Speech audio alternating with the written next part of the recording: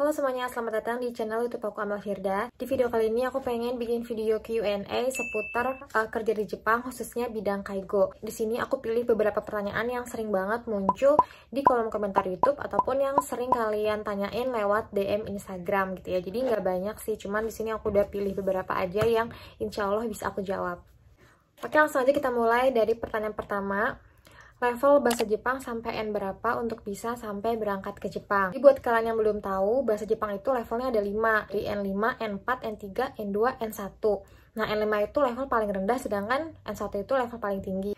Nah, untuk bisa sampai berangkat ke Jepang, itu kita harus belajar bahasa Jepang sampai N berapa gitu. Apakah harus sampai N3 atau bahkan harus sampai N1 level paling tingginya gitu ya. Jadi sebenarnya minimal itu N4 sampai N3 sih kalau buat sampai berangkat ya. Cuman nggak jarang juga ada beberapa LPK yang nggak ngewajibin sampai N4 gitu. Bahkan sampai N5 pun udah diberangkatin, itu tuh ada aja guys sebenarnya. Itu kayaknya ya tergantung dari bidang kerja yang nanti bakal kalian pilih gitu. Misalkan bidang kerjanya tuh dia nggak pentingin banget kalau soal bahasa gitu, karena di lapangan kerjanya dia nggak begitu banyak ngomong, misalkan kayak di pabrik atau kayak pabrik makanan gitu, itu kan nggak begitu dipakai lah gitu ya untuk bahasa Jepangnya. Jadi biasanya N5 atau N4 juga udah bisa berangkat. Cuman kalau misalkan untuk kaigo nih ya, karena kaigo itu kan kerjanya kan ya kita ngomong terus setiap hari, itu nggak cuman ke pasien juga tapi juga ke teman kerja juga gitu kan, kita harus ngomong pakai bahasa Jepang. Jadi kalau kaigo itu minimal sih bahasanya sampai N4 ya, N4 sampai N3 itu udah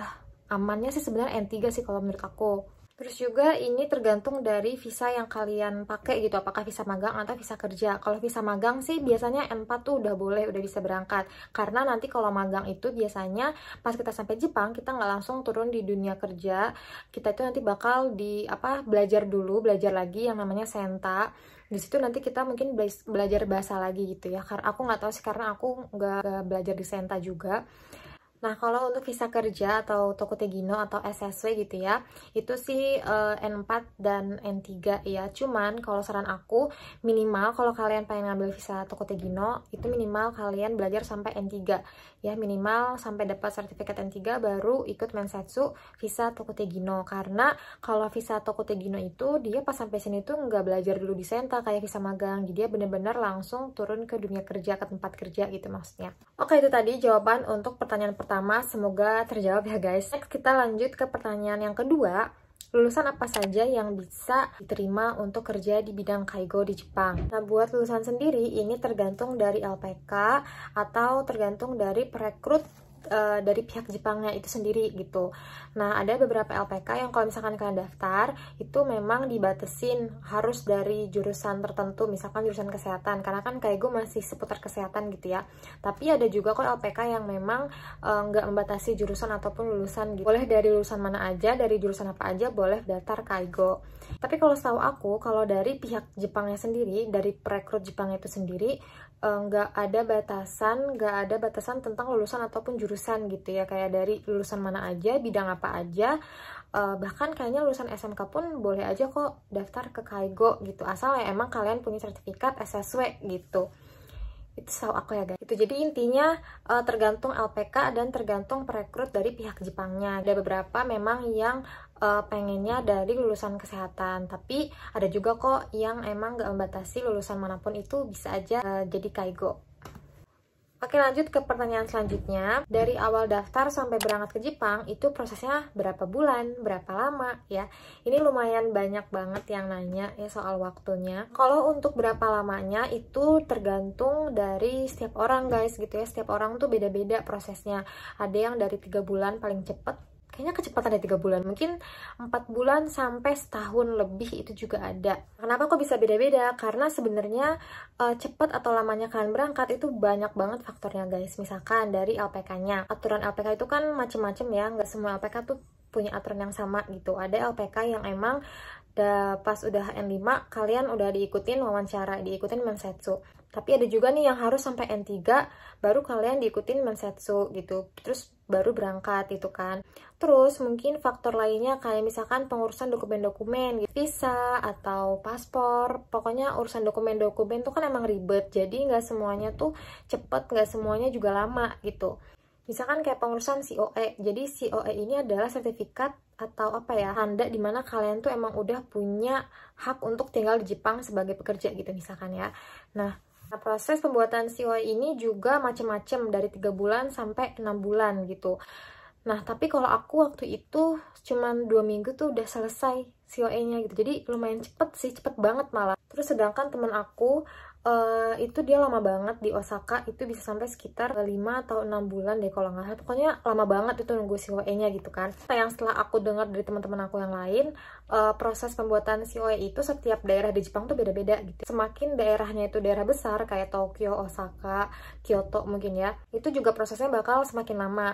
Nah, kalau aku di Hiroshima mungkin bukan kota yang begitu besar, jadi cepet ya, cuman 2 minggu gitu. Aku juga nggak tahu siapa yang mempengaruhi dia bisa cepet atau lamanya gitu. Tapi pokoknya intinya banyak banget faktor yang mempengaruhi gitu. Terus juga faktor lainnya adalah kemampuan belajar dari setiap orang kan beda-beda. Ada mungkin yang orang emang bisa belajar cepat, ada mungkin orang yang belajar bahasanya lama. Jadi proses dia berangkat ke Jepangnya juga makan waktu gitu. Pokoknya setiap orang beda-beda guys ya. Jadi intinya banyak banget faktor yang mempengaruhi berapa lama kalian bisa sampai berangkat gitu.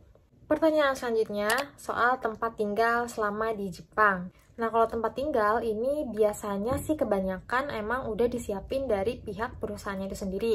Jadi pas kita sampai sini emang kita udah terima, jadi oh ini tempat kita tinggal di sini, udah ada beberapa perabotan yang memang disediain dari pihak perusahaan, kayak misalkan kasur atau kayak lemari, kayak kompor, kulkas, rice cooker, microwave dan sebagainya. Tapi kalau untuk biaya tempat tinggalnya itu setiap perusahaan beda-beda guys. Ada yang memang udah dibayarin dari perusahaan, ada yang dipotong dari gaji, ada juga yang emang kita harus bayar sendiri gitu. Itu untuk biaya sewa rumahnya doang ya guys. Belum lagi untuk biaya kayak gas, buat kayak yang pakai kompor gas, terus biaya listrik sama biaya air, itu juga beda-beda sih. Ada yang emang diserahkan ke kita sendiri buat bayar sendiri, terus ada juga yang emang udah diurus sama kantor atau perusahaan gitu, jadi dipotong dari gaji kita. Jadi kita kayak udah terima beres, udah terima slip gaji kalau emang gaji kita itu dipotong untuk biaya sewa rumah, air, listrik, dan gas. Nah, misalkan kalian keterimanya itu dari Indonesia 3 orang nih sama teman-teman kalian di perusahaan yang sama, biasanya emang dibarengin di satu rumah gitu yang emang agak besar, terus nanti kamarnya pisah-pisah sih biasanya ya. Jadi misalkan satu rumahnya itu ada 3 kamar. Nanti kalian mungkin biaya sewa rumahnya itu bisa kalian patungan ataupun mungkin dibiayain sama perusahaan atau dipotong dari gaji. Terus mungkin nanti kalian di biaya air, gas, dan listrik bisa patungan setiap bulannya kayak gitu sih. Itu kalau untuk barang-barang ya. Kan kalau aku sendiri jadi ya bayar sendiri. Oke, kita lanjut ke pertanyaan terakhir, yaitu tentang batasan usia. Kira-kira maksimal usia berapa sih untuk bisa kerja di Jepang, jadi kaigo atau di bidang lainnya? Nah, kalau untuk batasan usia sendiri, di sini aku nggak nemu sumber yang akuratnya guys. Tapi kalau aku cari-cari di Google, itu memang banyak yang bilang usia minimal 18 tahun sampai dengan 30 tahunan. Jadi memang kalau untuk 30 tahun ke atas mungkin bisa-bisa aja, cuman kayaknya sih jarang gitu ya. Nah, sedangkan kalau yang suka aku lihat di syarat pendaftaran masuk LPK, malah lebih muda lagi gitu ya, dari usia 18 tahun sampai 26 tahun gitu. Jadi mungkin ini tergantung dari dari dimana kalian ngedaftar sama bidang apa yang kalian pilih untuk bisa kerja di Jepang. Kayaknya itu juga ngaruh sih. Mungkin kalian yang lebih tahu, lebih ngerti soal batasan usia ini bisa komen di bawah ya guys. Bantuin teman-teman yang mungkin masih kebingungan nih soal batasan usia. Oke, itu dia tadi Q&A dari 5 pertanyaan soal kerja di Jepang khususnya bidang kaigo. Semoga bisa ngebantu kalian, bisa menjawab pertanyaan kalian. Mungkin kalau ada beberapa pertanyaan lain yang emang kalian penasaran banget gitu ya, mungkin nanti bisa aku bikin lagi Q&A yang kedua. Jadi sekian video kali ini. Makasih buat kalian yang udah nonton dari awal sampai akhir tanpa skip. Thanks for watching.